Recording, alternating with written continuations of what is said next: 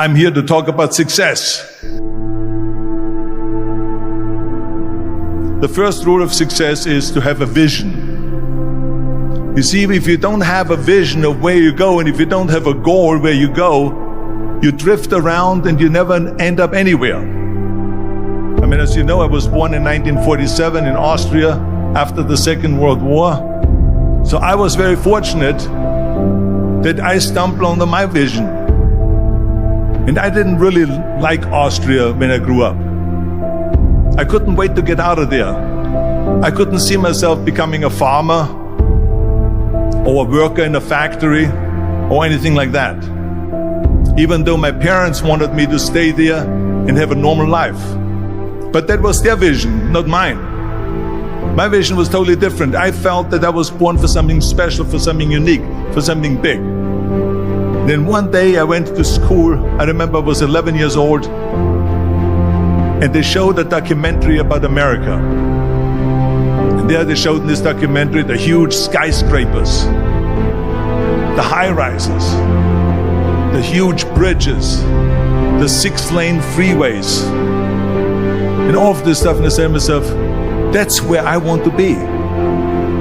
I don't want to be around here with these little farmhouses and these little buildings. I want to be in America. One day after school, I walked by a store in Graz.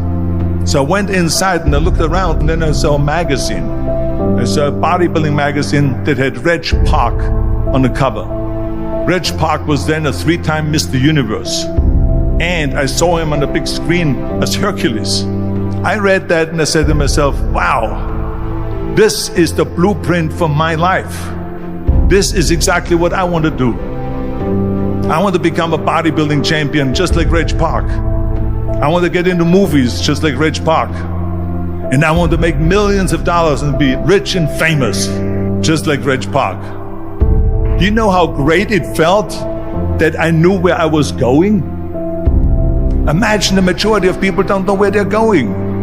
I knew where I was going, that I'm going to become this bodybuilding champion just like him. So it was just a question of how do you do it?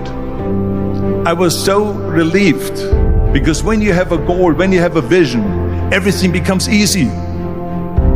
So people always ask me, when they saw me in the gym in the pumping iron days, they say, why is it that you're working out so hard? 5 hours a day, 6 hours a day, and you have always a smile on your face. And I told people all the time, I said, because to me, I'm shooting for a goal. In front of me is the Mr. Universe title. So every rep that I do gets me closer to accomplishing that goal, to make this goal, this vision turn into reality. Every single set that I do, every repetition, every weight that I lift will get me a step closer to turn this goal into reality. So I couldn't wait to do another 500-pound squat.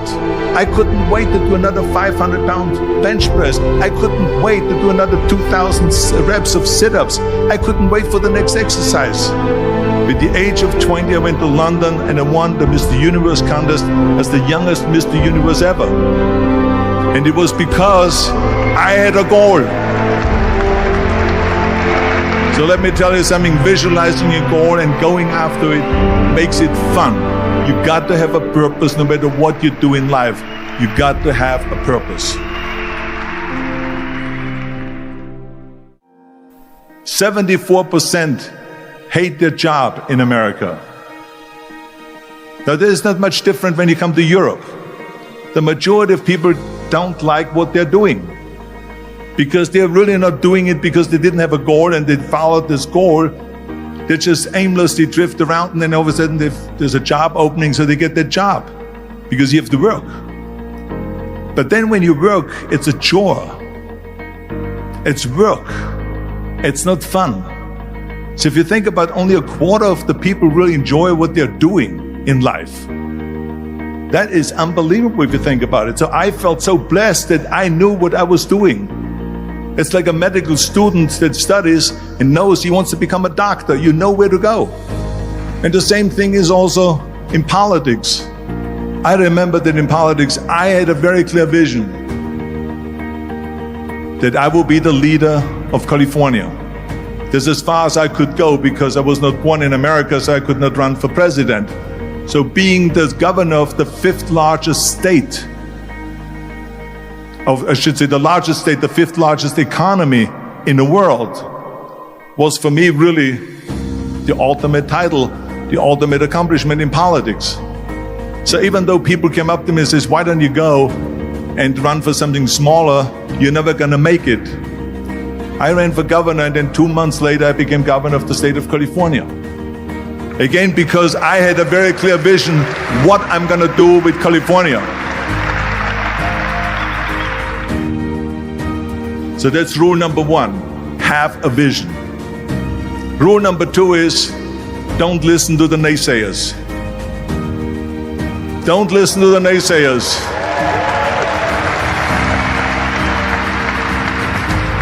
Everything I ever did, the thing that I heard out of people's mouth was, that's impossible. That can't be done. Or no. That is exactly what I heard, and of course I proved to the people that it can't be done. So whenever someone said to me, it can't be done, I heard it can be done. When they said no, I heard yes. And when they said it's impossible, I heard it is possible.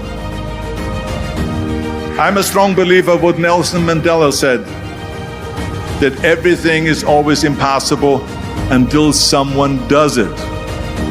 Well, I'm gonna be the one, I said to myself, I'm gonna do it and I'm gonna show it to them. Maybe it has never been done before. That's perfectly fine with me. But I'm gonna do it. And I did not listen to the naysayers. It's all about the hard work that you put in. I said to myself, in bodybuilding I worked out 5-6 hours a day. I'm going to do the same thing now for acting. And of course I went to college to study English.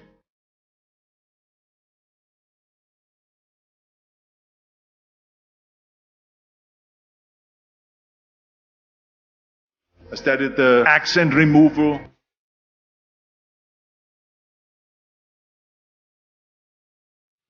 Acting classes.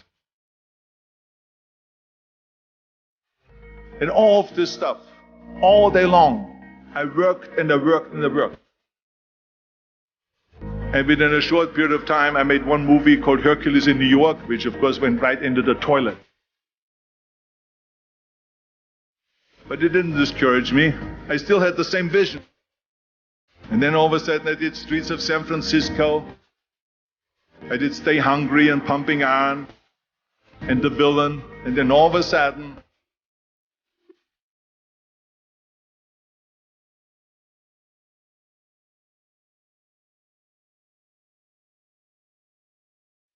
I was asked by Dino De Laurentiis and by Universal Studio to star in Conan the Barbarian.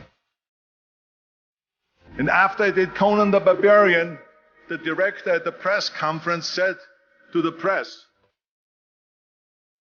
the director was John Milius. He said to the press, if we wouldn't have had Arnold, we would have had to build one.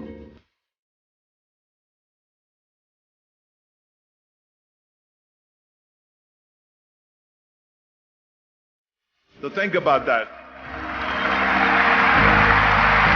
The very body that they said can never be sold because the time is wrong. A few years later, I'm doing Conan the Barbarian, and it was the #1 hit at the box office when it came out in the summer of '82. Think about that. And the director says, if we wouldn't have had his body, we would have had to build one. So all of a sudden, my body became an asset, not a liability. And the same thing was with Terminator. After we were finished filming Terminator, Jim Cameron said to the press, if Arnold wouldn't have had that accent and talked like a machine, I think the movie wouldn't have worked. So think about that. The body and the accent that they attacked was an asset. But I didn't listen to those losers. I didn't listen to them at all. It's just the reality of it is that you cannot listen to the naysayers. So this is a very important lesson for all of you. So when someone says, no, this is a stupid idea, you in your mind, you don't have to say it, but in your mind just say this of you asshole. What do you know?